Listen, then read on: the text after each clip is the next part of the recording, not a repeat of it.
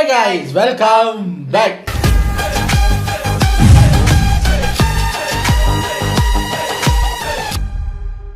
இன்னைக்கு நம்ம எந்த வீடியோக்கு ரியாக்ட் பண்ண போறோம் அப்படின்னு பாத்தீங்கன்னா, நம்ம எரும முருகேசா சேனல்ல இருந்து வந்திருக்கிற ஒரு புது வீடியோவை தான் தூக்கிட்டு வந்திருக்கேன். வில்லன் யாருடா அப்படி லியோ படத்துல இருக்கிற பாட்டெல்லாம் போடுறாங்க. என்னன்னு பார்த்தா what if villains was right. ஒரு மாறுதலுக்கு எப்பயும் வில்லன் பேசுறது தப்புன்னு சொல்லுவோம்ல, சப்போஸ் படங்கள்ல வில்லன் பேசுறது சரியா தாங்க பேசியிருக்காரு அப்படின்னு சொன்னா எப்படி இருக்கும் அப்படிங்கிற மாதிரி தான் பார்க்க போறோம். இதே மாதிரின்னு சொல்ல முடியாது, இந்த டாப்பிக்கை லைட்டாக ஏதோ ஒரு வீடியோவில் ஏதோ ஒரு சேனலில் லைட்டாக டச் பண்ணும்போது இன்ட்ரெஸ்டாக இருந்தது. இப்போ அதுக்குன்னே ஒரு தனி வீடியோ வந்திருக்கு, என்ன ஏதுங்கிறத உள்ளே போய் பார்ப்போம். வாங்க, இதோட 20 மினிட்ஸ் வீடியோ இருந்தால டக்குன்னு பார்த்துட்டு ரெடி. டோலர்களே, இந்த வீடியோ யாரோட மனதையும் புண்படுத்துறது நோக்கமில்ல பாத்துக்குங்க. அதையும் மீறி எந்த டோலரோடைய மனதாவது புண்பட்டா அதுக்கு கம்பெனி பொறுப்பு இல்ல. வில்லன்ஸ், எஸ், வில்லன்ஸ்ன்றது ஒரு படத்துல கதைன்றது எவ்வளவு முக்கியமோ அது போல அந்த கதையில வர வில்லன்ற கேரக்டரும் முக்கியம் தான். ஏன்னா நெகட்டிவ்னு ஒண்ணு இருந்தா தானே பாசிட்டிவ்ன்ற ஒன்னையே உருவாக்க முடியும்ன்ற மாதிரி வில்லனால தான் ஒரு ஹீரோவையே உருவாக்க முடியும். அதனாலதான் சொல்லுவாங்க, ஒரு படத்துல வில்லனோட ரைட்டிங் பக்காவா இருந்தாலே போதும், பாதி படம் ஜெயிச்சா மாதிரி தானே. இந்த வில்லன்றது ஒரு கேரக்டரா தான் இருக்கணும்ன்றதெல்லாம் இல்ல, ஒரு ஆப்ஜெக்டா இருக்கலாம், இல்ல ஒரு கான்ஃபிளிக்டா இருக்கலாம், இல்ல ஹீரோவோட ஒரு கேரக்டரிஸ்டிக்கா கூட இருக்கலாம். இப்படி எக்ஸெட்ரா எக்ஸெட்ரா நீ எதுவா வேணாலும் இருக்கலாம், ஆனா அதோட ரைட்டிங் பக்காவா இருக்கணும். அவ்வளவுதாங்க மேட்ரு.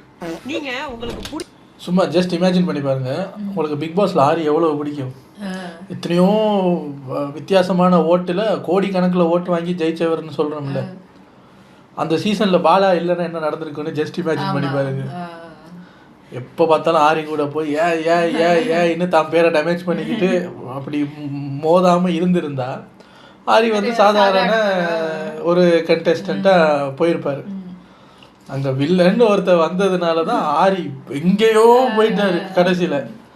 இது ஒரு சிம்பிள் எக்ஸாம்பிள்.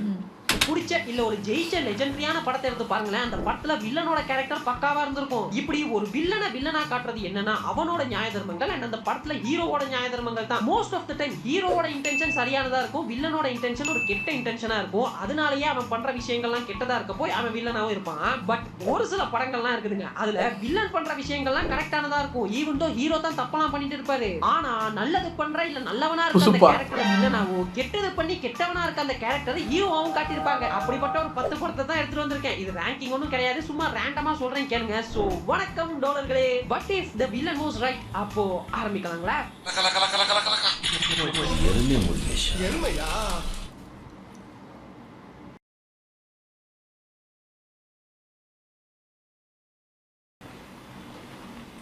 பக்ஷிராசன். நான் இந்த டாபிக்கை சொல்றப்போவே உங்க மைண்டுக்கு முதலாவது இந்த படம் தான் வந்திருக்கும்னு நினைக்கிறேன். 2010ல ரிலீஸ் ஆகி மிகப்பெரிய ஹிட்டான எந்திரனோட சீக்வல் பண்ண போறோம், பார்ட் 2 பண்ண போறோம் அப்படின்னு சொன்னப்போவே ஒரு கேள்வி இருந்தது. என்னன்னா எந்திரன்ல சிட்டிக்கு வில்லன் சிட்டி தான்ற மாதிரி நானே வில்லன் நானே ஹீரோ கான்செப்ட் தான். சோ இதோட பார்ட் 2ல என்ன வில்லனா வரப்போகுது, எதை வில்லனா காட்ட போறாங்க அப்படின்ற டிஸ்கஷன் இருக்கும்போது தான் அக்ஷய் குமார் உள்ள வராரு. இனிஷியலா அவரோட லுக்கு, பறவை மாதிரியான கெட்டப் இதெல்லாம் பார்த்துட்டு ஏலியன்ஸ் இந்த உலகத்துக்கு வராங்க, அவங்க கிட்ட இருந்து சிட்டி இந்த உலகத்தை காப்பாத்துறது தான் கதையா இருக்கும் அப்படின்ற மாதிரியான தியரிஸ் எல்லாம் இருந்தது. வழக்கமா நீங்க அமெரிக்கா வலிக்குதுனடா வருவீங்க, இப்போ என்னடா எங்க ஊர் வரைக்கும் வந்திருக்கீங்க. ஆனா படம் வந்ததுக்கு அப்புறம் தாங்க தெரிஞ்சது இது ஏலியன்ஸ் டைம் டிராவல் மல்டிவர்ஸ் எல்லாம் கிடையாது, இது ஒரு ஹை பட்ஜெட் பேய் படம்னு. பக்ஷிராஜனோட கோரிக்கை ஒரு நியாயமான கோரிக்கை தானே, பறவைகள்லாம் சாகக்கூடாது, சோ லோ ஃப்ரீக்வன்சில யூஸ் பண்ணுங்க. அவர் செத்து பேய் ஆனதுக்கு அப்புறம் கூட சாரிங்க ஆரா நெகட்டிவ் எனர்ஜி ஆனதுக்கு அப்புறம் கூட மனுஷன் இதுக்காக தான் அவர் பறவைங்களுக்காக மட்டும் இல்லை மனுஷங்களுக்காகவும் சேர்த்து தான் சொன்னார். பறவைங்கள்லாம் இருந்தால் தானே இயற்கை வளரும், மனுஷங்க அதை வச்சு வாழ முடியும். ஸோ அவர் எல்லாருக்கையும் காப்பாற்ற தான் வந்தார். அவரை போட்டு தள்ளிவிட்டு ஃபோன் தான் முக்கியம்னு நம்ம தான் வில்லன் ஆக்சுவலி பாடுபட்டு இருப்பாரு. ஆனா சிட்டி, அதுவும் ரெட் சீப் போட்ட சிட்டி என்ன பண்ணுது, அவர் அழிச்சிருது. இதுதான் கிளைமேக்ஸ். பக்ஷிராஜன் கிட்ட இருந்து நாட்டை காப்பாத்துற சிட்டியை பார்க்க வந்த ஆடியன்ஸுக்கு எப்ப யாராவது பக்ஷிராஜனை சிட்டி கிட்ட இருந்து காப்பாத்துறா அப்படின்னு ஆடியன்ஸ் எல்லாம் பரிதாபப்படுற நிலைமைக்கு போயிடுச்சுங்க கிளைமேக்ஸ். அதுவும் குறிப்பா அந்த சிட்டி 3.0ன்னு கிளைமேக்ஸ்ல ஒன்று வந்து புறாத்தலையை திரிகிறவேன்னு சொல்லலாம் பங்கோங்க. இதை சங்கர் எதிர்பார்த்திருக்க மாட்டாங்கல்ல.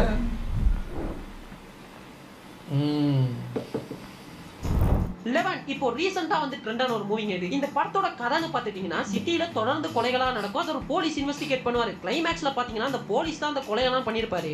ஏன்னு பார்த்தா அவருக்கு ஒரு ட்வின் பிரதர் இருப்பாரு. சோ ஃபிளாஷ்பேக்ல இவங்க எல்லாம் ஒரு ஸ்கூல்ல படிப்பாங்க. ட்வின்ஸ் மட்டுமே படிக்கிற ஸ்கூல். அங்க இவரோட ட்வின் பிரதரை ரொம்ப புலி பண்ணுவாங்க. அப்படி ஒரு இன்சிடென்ட்ல அவர் செத்தும் போயிடுறாரு. சோ அதுக்கு பழி வாங்குறதுக்காக அந்த இன்சிடென்ட்க்கு காரணமா அந்த எல்லா ட்வின்ஸையுமே கொலை பண்ணுவாரு. சோ இந்த படத்துலயுமே பாத்துட்டீங்கன்னா வில்லனா இருக்க ஹீரோவோட மோட்டிவ் கரெக்டா தான் இருக்கும். அவர் எந்த ஒரு நார்மல் பீப்பிளையுமே கொலை பண்ணிருக்க மாட்டாரு. எக்ஸெப்ட் அவரோட ட்வின்ஸ் ஆகிறதுக்கு காரணமா இருந்தவங்கள தவிர இந்த படத்துல அவர் பண்ணதை நியாயப்படுத்துற மாதிரி ஒரு டயலாக்கே இருக்கும். நீங்க எல்லாரும் தப்பு செஞ்சவனை மன்னிக்க சொல்றீங்க, பாதிக்கப்பட்டவனை மறந்துட சொல்றீங்க. மன்னிக்கவும் முடியல, மறக்கவும் முடியல. இந்த டயலாக்க தாங்க ஸ்டோரி ஸ்டேட்டஸ் ரீல்ஸ்னு எல்லாரும் போட்டுன்னு இருந்தாங்க படம் வந்தப்போ. என்னன்னா இந்த படம் தியேட்டர்ல வந்தப்போ பெருசா யாரும் பேசல. பட் ஓடிடில வந்ததுக்கு அப்புறமா தான் படம் ஆஹா ஓஹோ அப்படின்லாம் பேசி ட்ரெண்ட் பண்ணிட்டு இருந்தாங்க. தியேட்டர்ல வந்தப்போவே பார்த்திருக்கலாம், நானும் மிஸ் பண்ணிட்டேன். இந்த படத்துல பாத்தீங்கன்னா கடைசியில அவரும் செத்துருவார் அப்படின்ற மாதிரி தான் இருக்கும். படம் தொடங்கும் பொழுது யாருப்பா கொலை பண்றது அப்படின்னு கோவப்பட்டு கிளைமேக்ஸ்ல ஐயோ பாவம் பாவர் அப்படின்னு கொலைகாரனுக்கு ஆதங்கப்படுற மாதிரி முடிஞ்சிருக்கும்.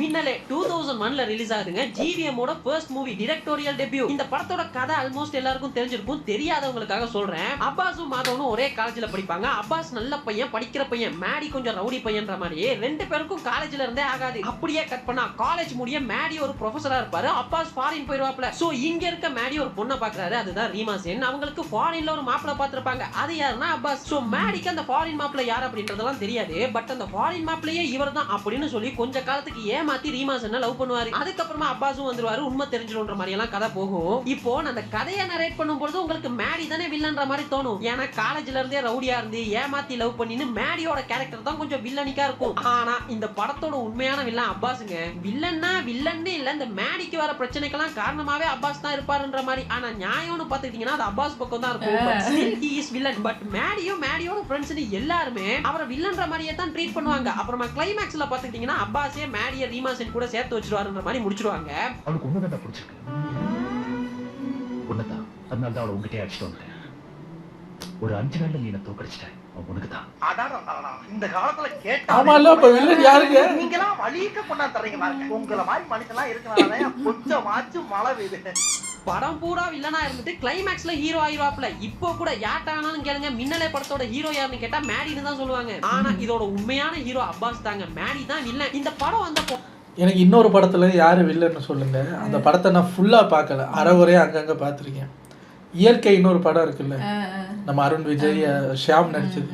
அந்த படத்துல உண்மையா வில்லன் யாரு? அது வில்லன்னு சொல்ல முடியாது, ஆனா வில்லன் யாருன்னு மட்டும் நீங்க சொல்லுங்க.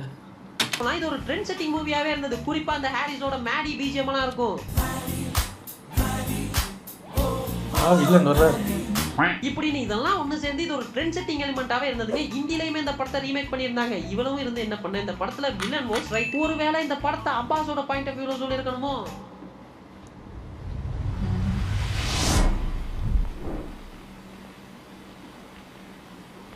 இதுவும் மின்னலே மாதிரி தான். பத்தி பேசிட்டு ரெமோ பத்தி பேசலாம். எப்படி இந்த நம்பவே முடியாத கதையெல்லாம் ஸ்கிரீன்ல காட்டி நம்ப வைக்கக்கூடிய திறமை இருக்கக்கூடிய ஒரே ஆக்டர் எஸ்கேன்னு தாங்க சொல்லுவேன். ஐ திங்க் ரெமோ இவரோட ஹீரோவா நடிக்கிற 9வது படம் நினைக்கிறேன். இந்த படமும் ஒரு நம்பவே முடியாத கதை தான். ஆனா அதை நம்பும்படியா பண்ணது பிசி ஸ்ரீராம் சாரோட சினிமோட்டோகிராஃபி அண்ட் விஷுவல்ஸ் தாங்க நான் சொல்லுவேன். அதுதான் நம்ம எல்லாருமே மெஸ்மரைஸ் பண்ணிருச்சு. சரி, மின்னலைக்கும் இதுக்கும் என்ன கனெக்ட், இதுல வில்ல யாரடா அப்படின்னு கேட்டீங்கன்னா, இந்த படத்துலயும் பாத்துக்கிட்டீங்கன்னா ஹீரோ ஒரு பொண்ணை லவ் பண்ணுவாரு. அந்த பொண்ணு கூடவே டிராவல் பண்ணணும்னு பொண்ணு மாதிரி வேஷம்லாம் போட்டு போய் லவ் பண்ணுவாருன்ற மாதிரி போகும். இப்போ பிரச்சனையே என்னன்னு பாத்தீங்கன்னா, அந்த பொண்ணுக்கு இன்னொரு பையனை நிச்சயம் பண்ணிருப்பாங்க. அது ஹீரோக்குமே தெரியும். தெரிஞ்சுமே அவர் லவ் பண்ணுவாரு. அப்படிதான் நிச்சயம் ஆயிடுச்சே, கல்யாணம் ஆகலையே. வேண்டாம் ப்ரோ, அடுத்த ஆட்டோக்கு ஆயுத பூஜை பண்ணணும்னு நினைக்கிறது தப்பு ப்ரோ. சரி, இப்போ அந்த பையன் கெட்ட பையனான்னு கேட்டா கிடையாது. அவன் வேலைக்கெல்லாம் போய் வெல் செட்டில்டான ஒரு பையன் தான். ஹீரோயினுமே டாக்டரா இருப்பாங்க. ஆனா ஹீரோ எந்த வேலை வெட்டிக்கும் போக மாட்டாரு. ஊதாரியா சுத்துவாரு. ஹீரோயினை ஸ்டாக் பண்ணுவாரு. ஹீரோயினுக்கு நிச்சயம் பண்ணிருக்காங்கன்னு தெரிஞ்சுமே லாஸ்ட் மினிட் வரைக்கும் பிரெயின் வாஷ் பண்ணினு படம் பூராமே லவ்னு ஹீரோயினை தாங்குன்னு தாங்கி நிற்பாரு. காதலில் விழுந்தேன், காதலில் செத்தேன், காதலை நக்கினேன், காதலை விழுந்தேன், காதல் காதல் காதல் எல்லா படத்திலும் காதல். இப்போ இவ்வளத்தையும் பண்ற ஹீரோ நல்லவரு. இப்ப அந்த பொண்ணுக்கு நிச்சயம் பண்ணி வச்சிருக்காங்கல பையன், அவனை கெட்டவனா காட்டணும்ன்றதுக்காகவே கிளைமேக்ஸ்ல கூட்டு வந்து அவனுக்கு 2 பணக்கார டயலாக கொடுத்து வாண்டடா கெட்டவனா காட்டியிருப்பாங்க. அப்ப கூட எஸ்கே ஒரு டயலாக் பேசுவாப்ல, அரை டிக்கெட் நீ அவனை தர டிக்கெட்ன்றியா? உங்க அப்பா அம்மா பார்த்த பொண்ணுக்கே இப்படி நீச்சல் அடிக்கிறியே. அவனே ஒரு பொண்ணை பார்த்து லவ் ஆகி அவளை கரெக்ட் பண்றதுக்கு இல்லாத ஃப்ராடுத்தனம் எல்லாம் பண்ணி இன்னைக்கு அவளை ஓகே சொல்ல வச்சிருக்கான்னா அவன் ஃப்ராடுத்தனம் பண்ண தெரியுது. அப்புறம் என்ன வசனம் பேசிட்டு இருக்க? ஏங்க நிச்சயம் பண்ண பொண்ணை ஒருத்தன் ஃப்ராடுத்தனம் பண்ணி பிரெயின் வாஷ் பண்ணி லவ் பண்ண வச்சுட்டான்னா அடிக்காம கொஞ்சம் வாங்கிலா. ஆனால் நீங்கள் ஹீரோ என்ன வேணாலும் பண்ணலாம். அப்போ அந்த படத்தை பார்த்து விசில் அடிச்சதுல நானும் ஒரு ஆள் தான். என்ன பண்ணுறது, இப்போதான் புரியுது. அவ்வளவு எதிர்நீச்சல் அடிச்சிருப்பா. என்னையா ஓ மூஞ்சிலே துப்பிக்கிற? பாவம் அவரே ஃப்ராடுன்றாப்ல. எங்க நான் கேட்ட கேள்வியெல்லாம் ஆடியன்ஸும் கேட்டுருவாங்களோன்னு நீங்க கிளைமேக்ஸ்ல வாண்டடா வில்லனா காட்டியிருந்தாலும் சாவி நியாயம் அவர் பக்கம் தாங்க இருக்குது. ஆமா, அதுவும் நீங்க தானா?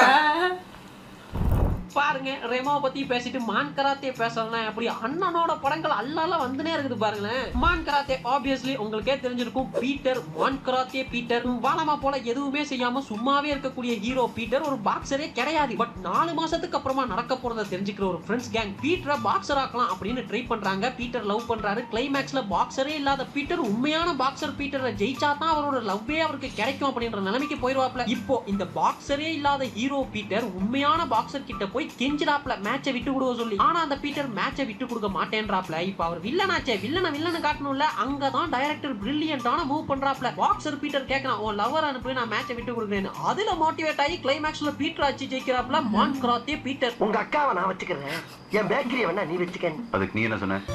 யாழனிய கேப்பியா? இது டைரக்டரோட பிரில்லியன்ஸ் கிடையாது, ஏஆர் முருகதாஸோட பிரில்லியன்ஸ். ஏன்னா கதை எழுதுனது அந்த அவர். ஆக்சுவலி இப்போ இதில் வில்லன் மாதிரி தெரியுது. ஏன்னா வில்லன் கேட்ட அந்த ஒரு டயலாகில் ஏன் யாழினியை கேட்பியா குத்துறாருல்ல. வில்லன் ஏன் அதை கேட்டாருன்னா, உனக்கு யாழினி எப்படியோ எனக்கு பாக்ஸிங் அப்படி. ஏன் பாக்ஸிங்கை நீ கேட்டால் எனக்கு எப்படி கோவம் வரும். ஆனால் நம்ம வந்து அது எப்படிங்க ஒரு பாக்ஸிங்கும் ஒரு பொண்ணு ஒன்றாக முடியுமா? இவன் பைத்தியக்காரன், இவன் தான் வில்லன், உன்னை போட்டு அடிக்கிறான். ஆனால் வில்லன் சொல்ல வந்தது என்ன, நீ எப்படா நான் நேசிக்கிற பாக்ஸிங்கை வந்து ஒரு கேர்ள் ஃப்ரெண்டுக்காக விட்டு கொடுன்னு கேட்பேன், நான் ஏன்டா விட்டு கொடுக்கணும்? அப்போ உன் பாஷையில் புரிய வைக்கணும்னா உனக்கு இப்படி உனக்கு கோவம் வருதா? இப்போ உன் கேர்ள் ஃப்ரெண்டை பற்றி பேசணும் கோவம் வருதா? அப்படித்தான்டா பாக்ஸிங் எனக்கு அப்படின்னு வில்லன் சொல்ல வந்தேன். அதுக்குள்ள அனிருத் பிஜிஎம் போட்டு மங்கரா தேவியில் வந்து அவரை குத்தி அடித்து வில்லனை கேட்டு.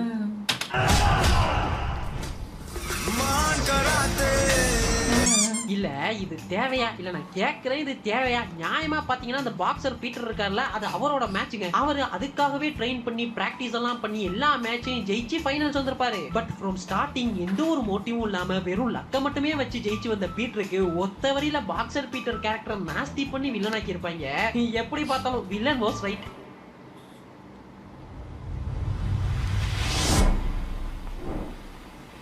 என்ன படம்? டைரக்ஷன்ல வந்த படம் தாங்க இந்த ஆடை. ஒரு சர்வைவல் த்ரில்லர் தான். ஒரு பொண்ணு ஒரு பில்டிங்ல தனியா ட்ரெஸ்ஸே இல்லாம மாட்டிக்கிறாங்க, எப்படி தப்பி வராங்கன்ற மாதிரி தான் இந்த படம். தொடங்குறதுக்கு முன்னாடி ஆடைனா என்ன, எப்படி ஆடை முக்கியத்துவம் பெறுது, இந்த மார்பக வரி இதெல்லாம் பத்தி பேசியிருப்பாங்க. சரி, இப்ப இந்த பொண்ணு நியூடா சிக்கினதுக்கு காரணம் என்ன? இந்த வில்லனி கேரக்டர் யாருன்னா அதுவும் ஒரு பொண்ணு தான். அதாவது இந்த ஹீரோயின் பிராங்க் ஷோ எல்லாம் பண்ணுவாங்க. அப்படி ஒரு வாட்டி ரோட்ல ஒரு பிராங்க் ஷோ பண்ண போய் அந்த பிராங்க் ஷோவாலேயே யூபிஎஸ்சி எக்ஸாம் எழுத போன அந்த பொண்ணு எக்ஸாமை மிஸ் பண்ணி அதனால அவளோட வாழ்க்கையே மாறி போச்சு. அதை ஹீரோயினுக்கு உணர்த்தணும்னு ஒரு நாள் ஃபுல்லா நியூடா அலைய விடுறாங்க. ஒரு காக்கா இம்புட்டோண்டு ஆயிருந்ததுக்கு இவ்வளவு பெரிய கலவரமாடா. இப்போ இந்த கதையில வில்லன் வாஸ் ரைட். அந்த பொண்ணோட காரணம் சரியானது தான். பட் இதுதான் இந்த படத்தோட டிராபேக்குமே கூட. பொதுவா ஒரு சர்வைவல் த்ரில்லர்ல அந்த படத்துல ப்ராப்ளம்ல மாட்டிக்கிற அந்த கேரக்டர் மேல ஆடியன்ஸுக்கு பரிதாபம் வரணும். ஐயோ மாட்டிக்கிட்டாங்களே, எப்படியாவது தப்பிச்சிடணுமே அப்படின்னு தோண வைக்கணும். அப்போதான் அந்த மாதிரியான படங்கள் ஆடியன்ஸ் கூட கனெக்ட் ஆகும். ஆனா இந்த படத்துல படம் பூரா ஐயோ ஹீரோயின் என்ன பண்ணுவாங்க, எப்படியாவது தப்பிச்சிடணுமே அப்படின்னு தோண வைக்கிற நமக்கு கிளைமேக்ஸ்ல இந்த ரீசனை கேட்டது ரெண்டே விஷயம் தாங்க தோணும். ஒண்ணு, இது உனக்கு தேவைதான். ரெண்டாவது, ஒரு பிராங்குக்கு போய் இதெல்லாம் பண்ணாங்களா? சரி, பிராங்கால உங்க லைஃப் போனதுக்கும் இந்த பொண்ணு நியூடா தெரிய விடுறதுக்கு என்னமா சம்பந்தம் அப்படின்னு தாங்க தோணும். இந்த படத்துல பாத்துட்டீங்கன்னா எந்த ஃப்ரேம்லயுமே அந்த நியூடிட்டி தப்பா கன்வே ஆகிடக்கூடாது அப்படின்றதுக்கு ரொம்ப சரியா பண்ணியிருந்தாங்க. ஆனா நியூடிட்டி அதுக்கான காரணம்னு ஒண்ணு சப்பையா காட்டினதும் அவங்க பண்ண மொத்த உழைப்பும் வீணா போயிடுச்சுன்னு தாங்க சொல்லணும். கிளைமேக்ஸ்ல ரத்னகுமார் பேசுற விஷயங்கள்லாம் சரிதான். ஆனா அது அவர் வேற ஒரு ஸ்டோரியில சொல்லியிருக்கலாம். இந்த நியூடிட்டின்றதெல்லாம் இந்த படத்துக்கு தேவையே இல்லாததுங்க. இது எப்படி ஆகி போச்சுன்னா ஜுராசிக் பார்க் படத்தை பார்த்துட்டு டைனோசருக்கு பரிதாபப்பட்ட நிலைமையா ஆகி போச்சு.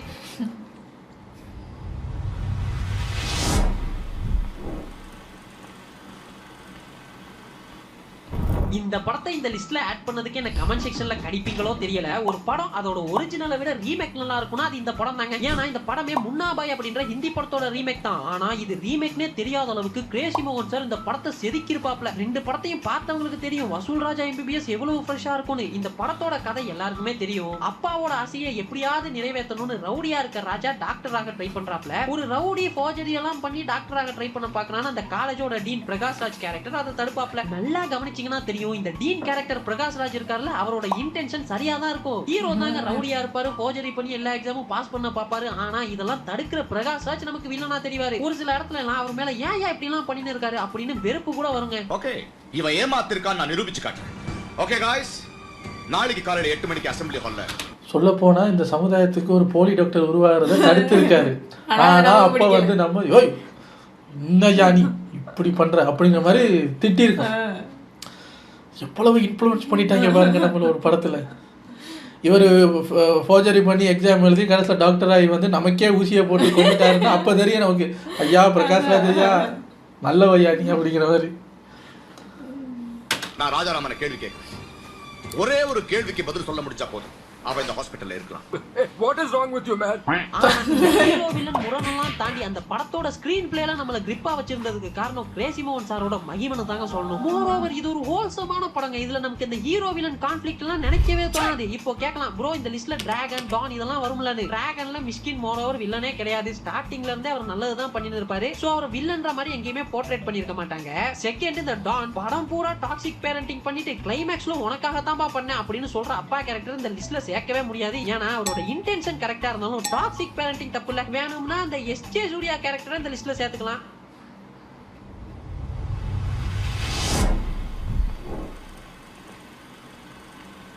தெனாலியா மீண்டும் ஒரு ஆண்டவர் படம் தெனாலி 2000ல ரிலீஸ் ஆன படம் இது எப்படி பார்த்தாலும் ஒரு காமெடி ஹோல்சமான படம் தான். இதுல வில்லன்ற மாதிரி எல்லாம் இல்லனாலுமே கூட நான் யாரை சொல்ல போறேன்னு உங்களுக்கு தெரிஞ்சிருக்கும். எங்க தனியா போற நீ கிரவுட் தான் உள்ள வாடா. எஸ் இந்த படத்துல வர டாக்டர் கேரக்டர் கைலாஷ் நியாயமா பார்த்தா ஒரு பேஷண்டா இருக்க தெனாலி குடும்பத்தோட வெக்கேஷன் போற டாக்டர் கைலாஷ் குடும்பத்தை தொந்தரவு பண்ண கூடாதான். ஏன்னா ஒரு டாக்டர் கிட்ட பேஷண்டா போறவங்களுக்குன்னு ஒரு லிமிட் இருக்குது.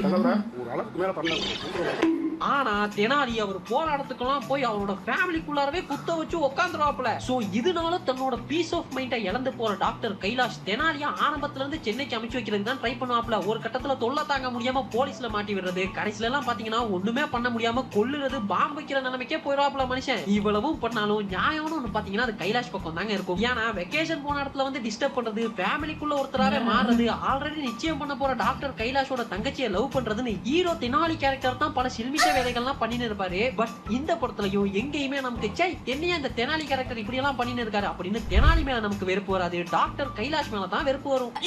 இப்ப அவனுக்கு கரெக்டான ட்ரீட்மெண்ட் ஆரம்பிச்சிருக்கேன்.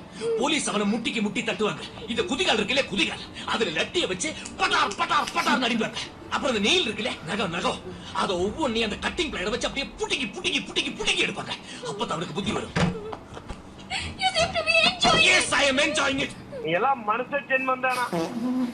இந்த மேஜிக் நடக்கிறதுக்கு காரணமும் எகைன் கிரேசி மோகன் சார் தான். இவர் தான் இந்த படத்துக்கு டயலாக் அண்ட் ஸ்கிரீன் பிளே எழுதியிருப்பாரு. 2000ல வந்த படங்க இப்போ பார்த்தாலும் ஃப்ரெஷ்ஷா இருக்கும். பட் என்ன கேட்டீங்கன்னா இது ஒரு அண்டர்ரேட்டட் படம்னு தாங்க சொல்லுவேன். ஏன்னா இப்போ இந்த பஞ்சதந்திரம்க்கு இருக்க கிரேசியான டாக் எல்லாம் இந்த படத்துக்கு இருக்கிறது பஞ்சதந்திரத்துக்கு நிகரான ஒரு படம் தாங்க. எப்பா இப்ப இருக்க ஜென்சி கிட்ஸ் பார்க்கணும்னு ஒரு அட்டெண்டன்ஸை போடுங்க, மஸ்ட் வாட்சுங்க.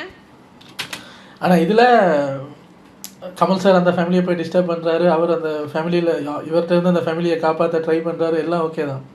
ஆனால் what if villain was right அப்படிங்கிற டாப்பிக்கில் இந்த படத்தில் ஒரு வில்லன் இருக்கார்ல அவர் தான் ரைட்டாக இல்லையான்னு நம்ம பார்த்துருக்கணும். யாருன்னா டாக்டர் மாத்திரபூதம். இது எல்லாத்துக்கும் காரணம் அவர் தான். இதெல்லாம் இவங்க 2 பேரையும் மோத விட்டுட்டு அவர் அந்த ஒரு இடமா புதரில் உட்காந்து பார்த்துக்கிட்டே இருப்பார். விராலி மிங்கில் ஆயிட்டான், நெத்தலி சேர்ந்துட்டான், அந்த மாதிரி பார்த்துக்கிட்டே இருப்பார். ஸோ இஃப் வில்லன் வாஸ் ரைட்னா எனக்கு இந்த படத்தை பொறுத்த வரைக்கும் அவர் தான் மெயின் வில்லன். ஸோ அவர் ரைட்டா அப்படின்னு பார்த்தா கிடையாது. வைத்தறிச்சல் பொறாமையினால அவர் ஒன்று பண்ணினாருன்னு.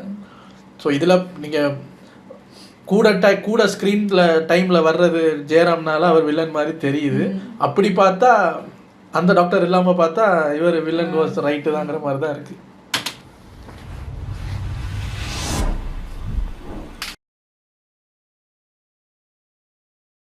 இந்த மகான்ல ஒரு மேட்டர் இருக்குது, அதை நான் பின்னாடி சொல்றேன். 2022 அந்த கொரோனா முடிஞ்சு அந்த டைம்ல ஓடிடில ரிலீஸ் ஆன ஒரு படங்க, தியேட்டர்ல வந்திருக்கனால அப்படின்னு தோண வச்ச ஒரு படமும் கூட. as usual மகான் காந்தி மகான் தனக்குன்னு பிடிச்ச ஒரு வாழ்க்கையை வாழணும்னு சரக்கு தம்மு சூதாட்டம்னு தனக்குனே ஒரு சரக்கு சாம்ராஜ்யத்தோட கட்ட பஞ்சாயத்து ரவுடிசம்னு வாழ்றாரு. இப்போ இப்படிப்பட்ட ஒரு கேரக்டரை எதிர்க்கணும்னு நியாயம் தர்மம் சத்தியம் பொய் சொல்லக்கூடாது குடிய ஒழிப்போன்னு காந்தியோட வழியை பின்பற்ற அவரோட மகன் வந்து நிக்கிறான். நாங்க பேசிக்கிட்டு இருக்க இந்த கான்செப்டுக்கு பக்காவான ஒரு படம்னா அது மகான் தாங்க. பெர்ஃபெக்ட் பிளாக் கேரக்டர் மகான் தான் ஹீரோ, பெர்ஃபெக்ட் ஒயிட் கேரக்டர் தான் வில்லன். பட் நாம தப்பு பண்ற ஹீரோக்கு தான் சப்போர்ட் பண்ணுவோம், நல்லது பண்ற அந்த மகன் கேரக்டருக்கு என்னையா அவன் இப்படி எல்லாம் பண்ணிட்டு இருக்கான் அப்படின்னு ஹேட் பண்ணுவோம். ஐ திங்க் கார்த்திக் சுப்புராஜ் இந்த படத்தை எழுதும் பொழுதே இதோட கோர் கான்செப்டே இதுவா தான் இருக்கணும்னு நினைச்சு எழுதியிருப்பாரு போல. அதாவது வளமையா ஹீரோவா காட்டுற ஒருத்தன் வில்லன், வில்லனா காட்டுற ஒருத்தன் ஹீரோ. ஏன்னா இந்த படம் தொடங்குறதுக்கு முன்னாடி காந்தியோட 2 லைன்ஸ் போடுவாங்க. அதுலயே இந்த ஹீரோ வில்லன் கான்செப்ட உடைக்கிறது தான் இந்த படம்னு சொல்லாம சொல்லிருப்பாப்ல. தவறுகள் செய்ய அனுமதிக்காத சுதந்திரம் சுதந்திரமே இல்ல.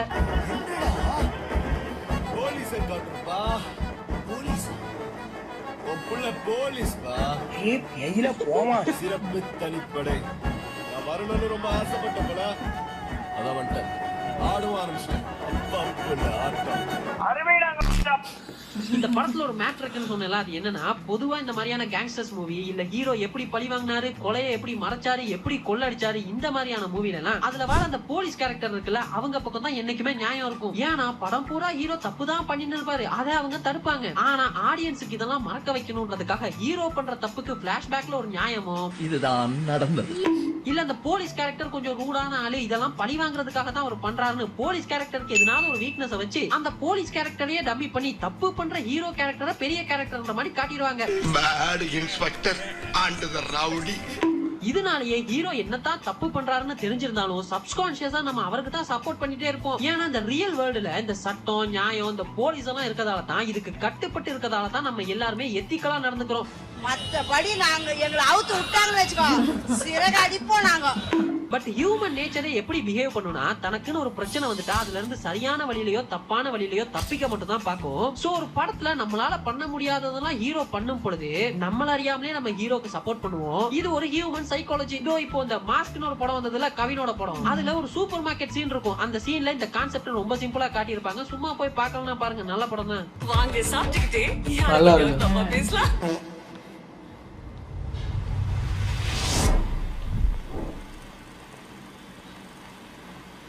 இந்த படம் துருவங்கள் 16 தமிழ் சினிமால வந்த one of the best crime thriller படங்கள்ல இந்த படமும் ஒன்னு சொல்லுவாங்க. இந்த படத்தை இன்னுமே பார்க்கணும்னா கண்டிப்பா போய் பாருங்க, ஒர்த்தா இருக்கும். இந்த படத்தோட ஸ்டோரினா ஒரு 16 மணி நேரத்துல நடக்கக்கூடிய சீக்வல் ஆஃப் ஈவென்ட்ஸ் எல்லாமே கிரைம்ஸ் தான். சோ போலீஸா இருக்கக்கூடிய ரஹ்மான் அதை தேடி போவாப்ல, அவர் கூட இன்னொரு போலீஸும் இருப்பாரு. சோ அந்த தேடுதலோட முடிவுல அந்த கொலைகாரனை பிடிக்கலாம்னு போகும்போது ஒரு ஆக்சிடென்ட் நடக்குது. அந்த ஆக்சிடென்ட்ல ரஹ்மான் தன்னோட ஒரு காலை இழந்துடுறாரு. இப்போ பிரசன்ட்ல ஒருத்தர் ரஹ்மானை தேடி வராரு. அது யாருன்னு பார்த்தா அந்த ரஹ்மான் கூடவே ஒரு போலீஸ் இருப்பாருன்னு சொன்னல, அவரும் அதே ஆக்சிடென்ட்ல மாட்டி அவரோட மொத்த முகமும் செதஞ்சு போய் 5 வருஷமா கோமால இருந்து மொத்த முகமும் மாறி வருவாரு. ஏன்னா ஸ்டில் அந்த கேஸ் ஓபன்ல தான் இருக்கும், கொலைகாரன் யாருனே கண்டே பிடிச்சிருக்க மாட்டாங்க. சோ அதை தேடி தான் இவர் வருவாரு. இவர் வந்து பார்த்தா அந்த மொத்த ஈவென்ட்ஸ் நடக்கிறதுக்கு காரணமா ஒரு ரஹ்மானோட மகன் தான் இருந்திருப்பாரு. அவரை காப்பாத்தணும்ன்றதுக்காக அந்த கேஸை க்ளோஸ் பண்ணாம விட்டுருப்பாரு ரஹ்மான். சோ கிளைமேக்ஸ்ல பாத்தீங்கன்னா ரஹ்மானை அவர் சுட்டு கொன்னுருவாரு. இப்போ இந்த கதையில ஹீரோ யாரு வில்லன் யாரு அப்படின்ற மாதிரி எல்லாம் இருக்காது. வில்லன் யாருன்ற அந்த பாயிண்ட் ஆஃப் வியூ இருக்குதுல, அது மாறிட்டே இருக்கும். ஏன்னா நம்ம இந்த படத்தை ரஹ்மானோட பாயிண்ட் ஆஃப் வியூல தான் பார்த்திருப்போம். அதுபடி பார்த்தா கிளைமேக்ஸ்ல வந்து சுட்டுக் கொள்ற அவரோட நியாயம் சரியாதான் இருக்கும். ஏன்னா அவரோட வாழ்க்கையே தொலைக்கிறதுக்கு காரணமா அந்த ரஹ்மான அவர் சுட்டுக் கொள்றாரு, அதுக்காக தான் வந்திருப்பாரு. இந்த பாயிண்ட படத்துலயுமே கிளைமேக்ஸ்ல ஒரு டயலாக்ல சொல்லுவாங்க. மேபி என் ஸ்டோரிய கௌதமோட பாயிண்ட் ஆஃப் வியூல இருந்து சொல்லியிருந்தா அதுல நான் தான் வில்லன். Who knows. உண்மையா சொல்லணும்னா இந்த படம் இந்த கண்டென்ட்டுக்குள்ள வருமானு தெரியல. ஆனா படம் ஒருத்தா இருக்குங்க, பார்க்கலன்னா கண்டிப்பா போய் பாருங்க. இந்த படத்தோட டைரக்டர் கார்த்திக் நாராயண், இவரோட முதல் படங்க இது. அவ்வளவு பிரமாதமா இருக்கும். ஆனா அவர் இதுக்கப்புறமா எடுத்த எந்த ஒரு படமுமே பெருசா இல்ல. ஹோப் நம்புவோம் ஃபியூச்சர்ல எதனாவது ஒர்த்தா பண்ணுவாருன்னு. சோ பாருங்களேன், இதெல்லாம் பார்க்கும்போது ஒரு கதையை யாரோட பாயிண்ட் ஆஃப் வியூல சொல்றோன்றதுல தாங்க இருக்குது. நான் இப்ப சொன்னேன்ல 10 படங்கள், இந்த படங்கள் எல்லாம் ஒரு சில படத்துல ஹீரோ தப்பு தான் பண்றாருன்றது தெரிஞ்சிருந்தோம் நம்ம அவருக்கு தான் சப்போர்ட் பண்ணுவோம். வில்லன் சரியா தான் இருக்காரு அப்படின்றத தெரிஞ்சிருந்தோம் நம்ம ஹேட் பண்ணுவோம். இதுக்கு அப்படியே ஆப்போசிட்டா ஒரு சில படத்துல எல்லாம் ஏன்பா வில்லன் சரியா தான் இருக்காரு, ஏன் ஹீரோ இப்படி எல்லாம் பண்ணிட்டு இருக்காரு அப்படின்னு ஹீரோ ஹேட் பண்ணுவோம். யூசுவலி இப்படிப்பட்ட படங்கள்லாம் ரைட்டிங்ல முக்கியமான படம் தாங்க சொல்லி ஆகணும். ஏன்னா ரைட்டிங்ல அந்த ஹீரோ வில்லனோட நியாய தர்மங்கள்லாம் மறந்து படம் பார்க்க வைக்கிறாங்கல்ல, அதுதாங்க கிரேட், அதுதாங்க பெஸ்டான ரைட்டிங். சரிங்க, இப்ப இது உங்களோட டர்ன். ஹீரோ தப்பான விஷயங்கள்லாம் பண்ணிட்டு இருக்கணும், வில்லன் சரியான விஷயங்கள்லாம் பண்ணிட்டு இருக்கணும். Both flashback and present. ஆனா தப்பு பண்ற கேரக்டரை நம்ம ஹீரோவாவும் சரியா இருக்கக்கூடிய கேரக்டரை வில்லனாவும் போர்ட்ரேட் பண்ண இந்த 10 படங்களை தவிர வேற எதனால படம் உங்களுக்கு தெரிஞ்சிருந்துச்சு தெரிஞ்சுன்னா கமெண்ட்ஸ்ல ஸ்பாம் புசுப்பா. பண்ணுங்க. எல்லாருக்கும் புரியுற மாதிரி ஒரு எக்ஸாம்பிள் சொல்லணும்னா தமிழ் படம் பார்த்திருக்கீங்களா? அதுல வில்லி பாட்டி சிவா ஹீரோ ஆகணுன்றதுக்காக தான் வில்லியா இருப்பாங்க. அதுல பாருங்க வில்லனோட மோட்டிவ் கரெக்டா இருக்குதுல, அப்படிப்பட்ட படங்கள். உங்க வாய் ப்ரோ இஷ்டமே நீ கொடுத்துங்க. அப்புறம் என்னங்க, நம்ம சோசியல் மீடியா லிங்க் கீழே சும்மாவே கிடக்குங்க, போற போக்குல அதையும் ஃபாலோ பண்ணிக்கங்க. சோ அப்புறம் என்ன, இன்னொரு சூப்பரான வீடியோல அடுத்து மீட் பண்ணலாம். அதுவரை நன்றி, வணக்கம். இந்த ஊர்ல பிறக்கிற ஆம்பளை பிள்ளைங்களா மெட்ராஸுக்கு போய் ஹீரோ ஆயிரானுங்க, பஞ்சு டைலாக் பேசுறானுங்க, குத்துப்பாட்டுக்கு டான்ஸ் ஆடுறானுங்க. அட இது கூட பரவாயில்ல, ஒரே ஒரு படத்துல ஹீரோவா நடிச்சுட்டு அது ரிலீஸ் ஆகிறதுக்கு முன்னாடியே 2011 நான் தான் சிஎம்னு எல்லா அடியும் பொடியிலும் பேட்டி கொடுத்துறாங்க. நல்லா இருந்தது. இந்த சினிமா டாபிக்னாலே அது ஒரு அலாதி சந்தோஷம். அதுவும் கொஞ்சம் விசித்திரமான டாப்பிக்காக இருந்தால் நல்லா இருந்தது. ஆனால் லிஸ்ட்டில் இல்லாத படங்கள் நிறையா இருக்கும். உங்களுக்கு தெரிஞ்ச ஏதாவது கமெண்ட் பண்ணுங்கள், நானும் பார்த்து தெரிஞ்சுக்கிறேன். உங்களை அடுத்த வீடியோவில் வந்து சந்திக்கிறேன். Take care. பாய்.